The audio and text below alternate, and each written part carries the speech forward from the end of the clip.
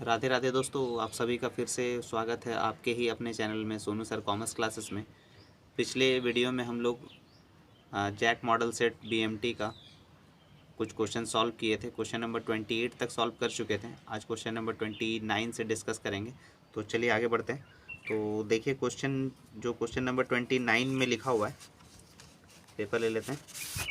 Question number 29 में लिखा हुआ है the geometric mean of two number 8 and 18 shall be. Geometric mean दो नंबर 8 18 दिया हुआ है, तो उसमें ज्योमेट्रिक मीन क्या होगा। तो क्वेश्चन नंबर 29 में ज्योमेट्रिक मीन का फॉर्मूला था रूट अंडर ए बी। तो रूट अंडर ए बी यानी जो 8 और 18 दिया हुआ है, यानी ए आप 8 को मान लीजिए और बी जो है वो 18 को ले लीजिए। तो रूट अंडर ए बी मतलब 8 इंटू 18। अब 8 इंटू 18 को मल्टीप्लाई कर लीजिए, यानी 144।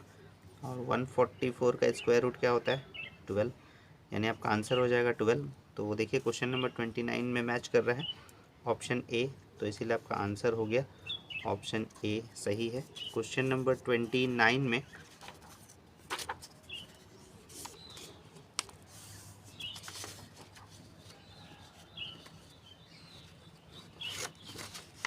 तो क्वेश्चन नंबर 29 में तो हो गया। क्वेश्चन नंबर 30 देख लीजिए। If the arithmetic mean and harmonic mean of two number are 5 and 3.2 respectively, then geometric mean will be. तो ज्योमेट्रिक मीन आपको निकालना है ए एम और एच एम के बीच में। तो क्वेश्चन नंबर 30 में अगर ए एम और एच एम हमको दिया हुआ है, यानी ए एम दिया हुआ है 5 और एच एम दिया हुआ है 3.2, तो जी एम क्या होगा, जी एम कैलकुलेट करना है। तो G M equals to root under A M into H M.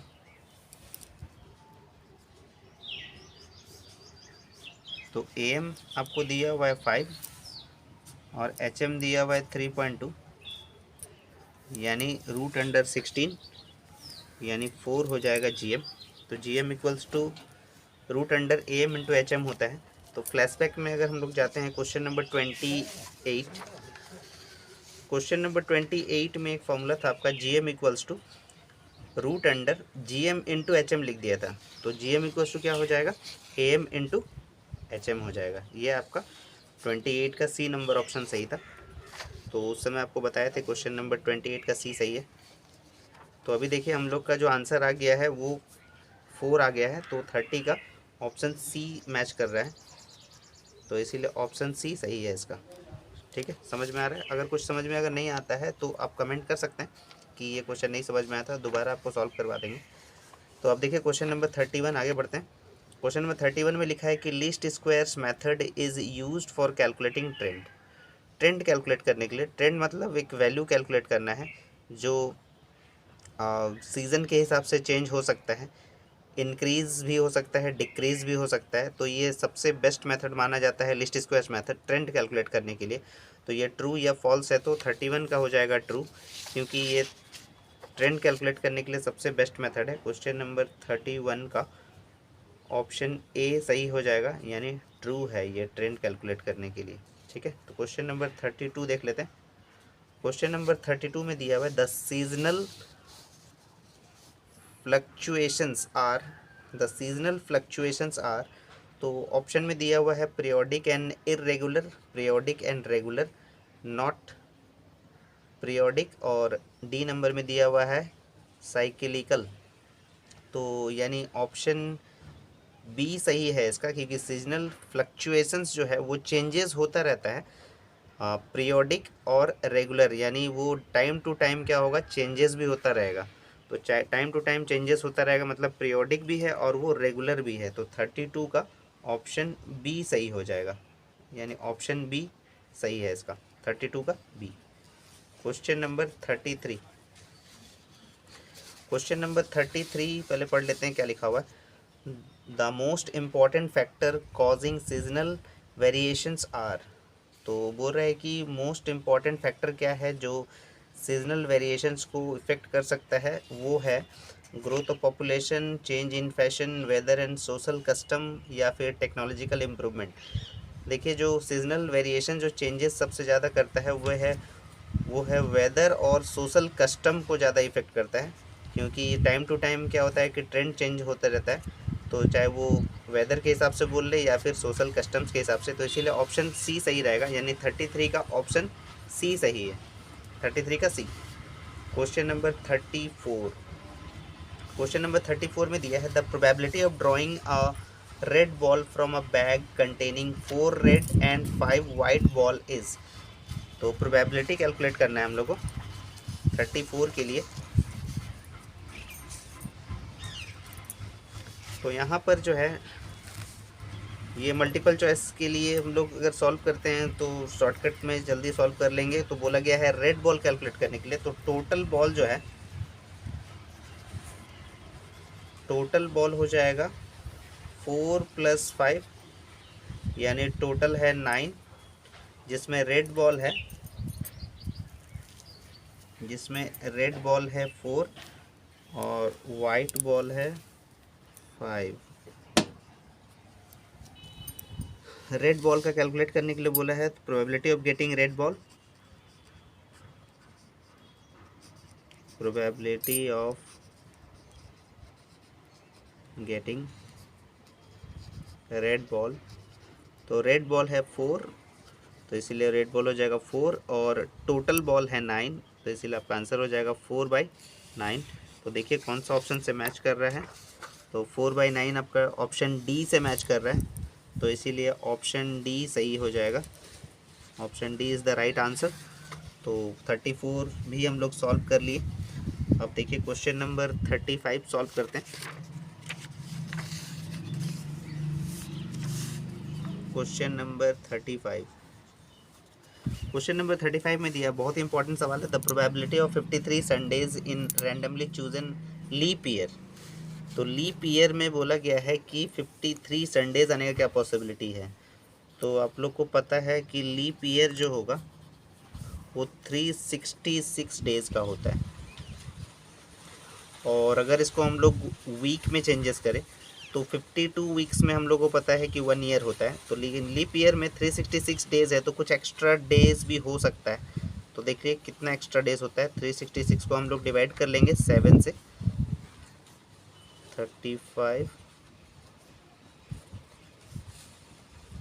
देखिए 2 डेज़ एक्स्ट्रा है, तो ये 2 डेज़ जो एक्स्ट्रा होगा, तो ये 2 डेज़ 53 संडेज़ में से, यानी संडे आने का क्या पॉसिबिलिटी होगा वो देख लेते हैं। तो 2 extra day will be either Monday Tuesday हो सकता है, मंडे ट्यूसडे, या तो ट्यूसडे वेंसडे हो सकता है, तीसरा वेंसडे थर्सडे हो सकता है,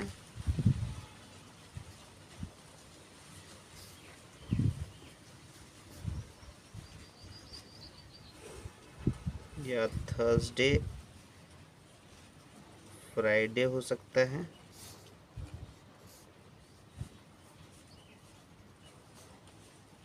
फ्राइडे सैटरडे हो सकता है,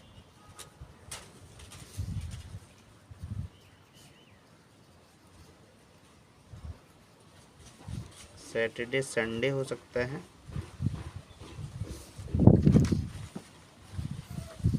या तो संडे मंडे हो सकता है। ठीक है, तो क्या पूछा था हम लोग को, संडे। तो देखिए यहाँ एक कंडीशन आ रहा है संडे के लिए, और यहाँ एक कंडीशन आ रहा है संडे के लिए, यानी 2 पॉसिबिलिटी हो सकता है। तो इसीलिए आपका यहाँ पर टोटल 7 कंडीशन आ रहा है। तो प्रोबेबिलिटी क्या हो जाएगा संडे आने का, प्रोबेबिलिटी बीइंग संडे,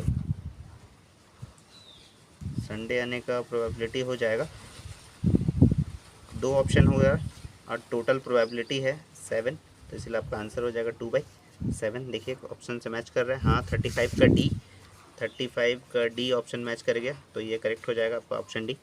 लेकिन कभी कभी आपको पूछ देता है non leap year, non leap year, तो नॉन लीप ईयर अगर देता है तो आप आंसर बिल्कुल बहुत ही आसान तरीके से कैलकुलेट कर सकते हैं। नॉन लीप ईयर में होता है 365 डेज, तो आप इसको डिवाइड कीजिएगा तो एक एक्स्ट्रा डे होगा।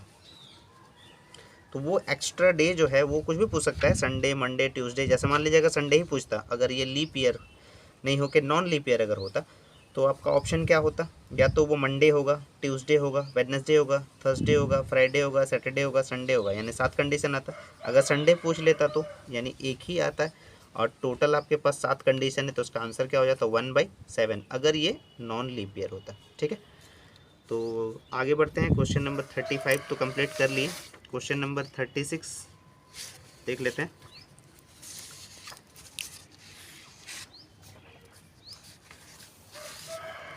क्वेश्चन नंबर 36 में दिया गया है कि in a single throw of 2 dice the probability of getting total greater than 8 is, यानी 8 से अधिक आने का क्या पॉसिबिलिटी होगा, 8 से अधिक आने का क्या पॉसिबिलिटी होगा 36 में।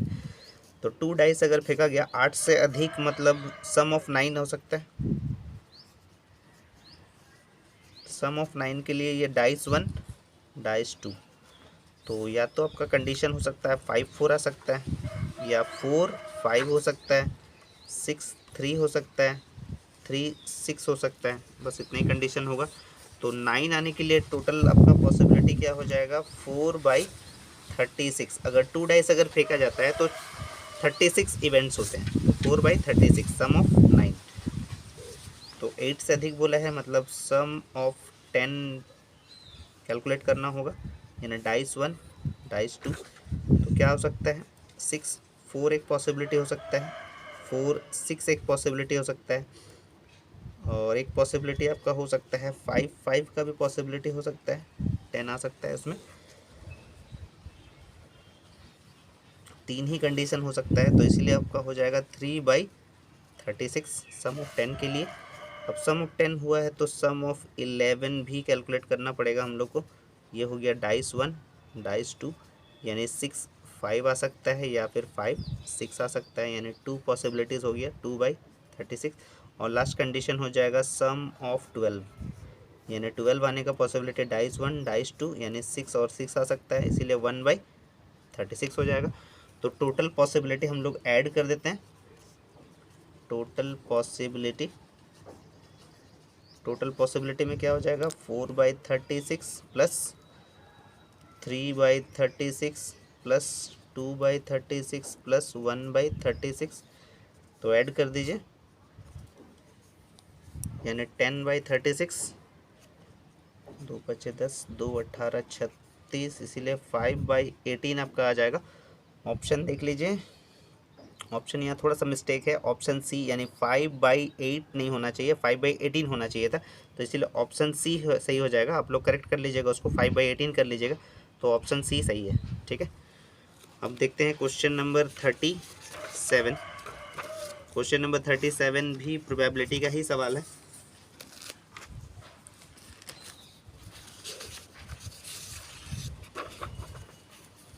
क्वेश्चन नंबर 37, क्वेश्चन नंबर 37 बोला कि the probability of drawing a black card और king from a pack of card, black card बोला गया है और king from a pack of cards. तो अगर पैक ऑफ कार्ड का बात करें, पैक ऑफ कार्ड्स का अगर बात करें हम लोग, तो इसमें 4 कैटेगरीज हैं, 4 सूट्स हैं, एक है स्पेड, एक है क्लब,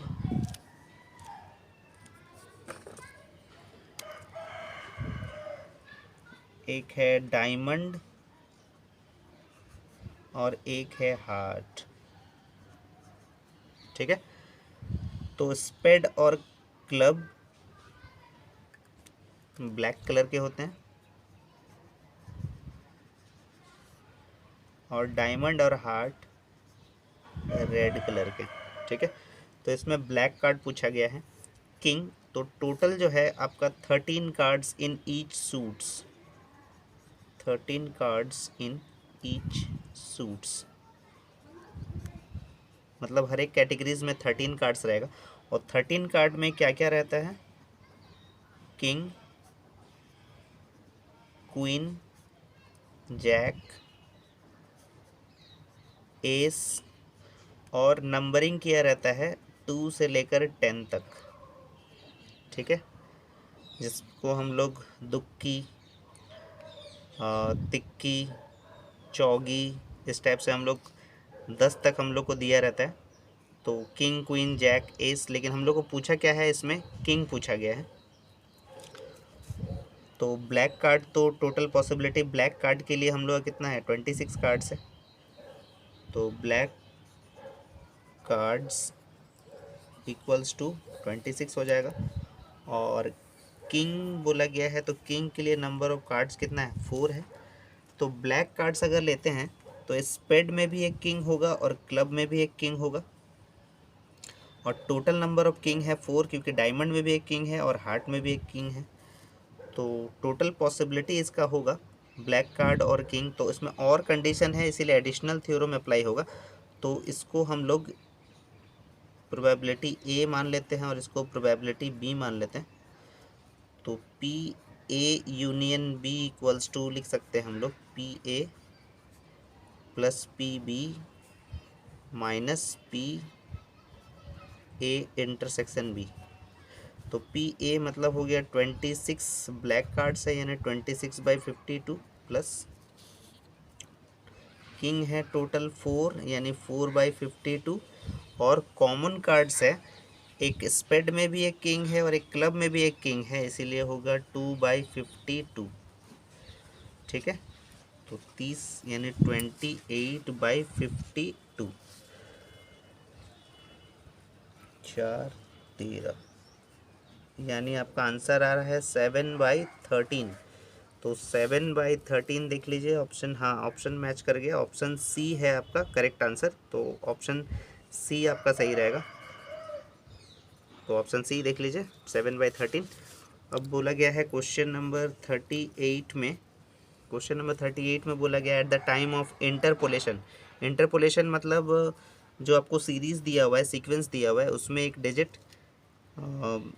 क्या होगा, या वो इंक्रीजिंग ऑर्डर में रहेगा या डिक्रीजिंग ऑर्डर में रहेगा। लेकिन इंटरपोलेट मतलब वो दो डेटा के बीच में एक डेटा आएगा जो इंटरपोलेट होगा, यानी बड़ा भी नहीं होगा छोटा भी नहीं होगा, वो बिल्कुल सीक्वेंस में रहेगा। जैसे 10 और 12 है, उसको बीच में इंटरपोलेट करने के लिए बोल रहा है, तो 11 वैल्यू आएगा या 11.5 आएगा, ऐसा उससे ज़्यादा नहीं होगा, 12 से ज़्यादा नहीं होगा, तो इसको इंटरपोलेट बोलते हैं। तो एट दैट, ये इंटरपोलेशन एक्सट्रपोलेशन करके चैप्टर में दिया हुआ है। At the time of interpolation continuous series is not cumulated under, cumulated किस में नहीं होता है वो बताया गया है यहाँ पर। तो ऑप्शन है आपका binomial expansion method, Newton method, Lagrange method, और एक है ऑल द अबव। तो at the time of inter continuous series में कम्युलेटेड नहीं होता है, वो है बाइनोमियल एक्सपेंशन मेथड में। तो 38 का ऑप्शन ए सही हो जाएगा, ऑप्शन ए बिल्कुल सही जवाब है। और ये बाइनोमियल एक्सपेंशन मेथड होता है जिसमें हम लोग कैलकुलेट करते हैं अलजेब्रिक फॉर्म में। क्वेश्चन नंबर 39 में आपको दिया गया है, क्वेश्चन नंबर 39 में binomial expansion method is based on, किस में बेस्ड है वो बताते हैं यहाँ पर। जो ऐसा ऑप्शन दिया हुआ है, मल्टीप्लिकेशन थ्योरम है, एडिटिव थ्योरम है, बाइनोमियल थ्योरम है, नन ऑफ दीज। तो binomial expansion method binomial theorem से रिलेटेड है, तो 39 का सी ऑप्शन सही हो जाएगा। और एक लास्ट क्वेश्चन है, क्वेश्चन नंबर 40 है। क्वेश्चन नंबर 40 में दिया हुआ है कि which is the method that can be used in any type of question of interpolation. मतलब कोई भी इंटरपोलेशन में कौन सा मेथड जो है हर एक टाइप के क्वेश्चन में अप्लाई किया जा सकता है, वो है न्यूटन मेथड या बाइनोमियल एक्सपेंशन मेथड या लॉन्गरेंज मेथड या फिर स्टर्लिंग मेथड। तो ये ना न्यूटन है, ना बाइनोमियल है, ना स्टर्लिंग है, ये है लॉन्गरेंज मेथड का यूज़ आप हर एक टाइप के क्वेश्चंस के लिए यूज़ कर सकते हैं। तो ये 40 का सी ऑप्शन सही हो जाएगा। तो आज पूरा 40 का 40 क्वेश्चन आपको सॉल्व करवा दिया गया है। और बाकी सब्जेक्टिव क्वेश्चन जो है उसको आपको नेक्स्ट वीडियो में सॉल्व करके बता देंगे। तब तक के लिए आप लोग सॉल्व करते रहिए सारे क्वेश्चंस, और अगर कुछ डाउट रहेगा तो आप कमेंट कीजिए, और अगर आप नए हैं चैनल में तो सब्सक्राइब भी कर दें और शेयर करें, लाइक करें। और तब तक के लिए राधे राधे दोस्तों।